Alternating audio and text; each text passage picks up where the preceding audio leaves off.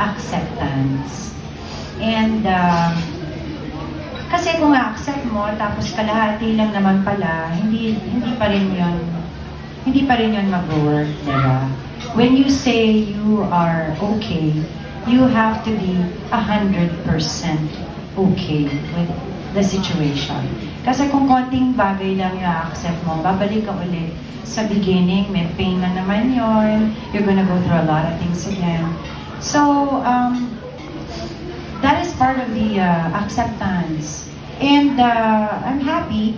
Some people question me, bakit daw ganon? Ang point ko naman is, it is my choice, it is my choice, and it is my choice.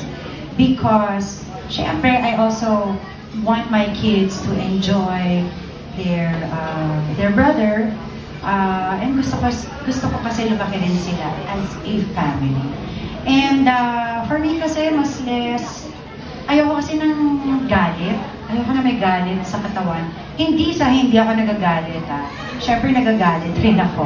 Pero yung galit kasi sa akin only lasts for a while.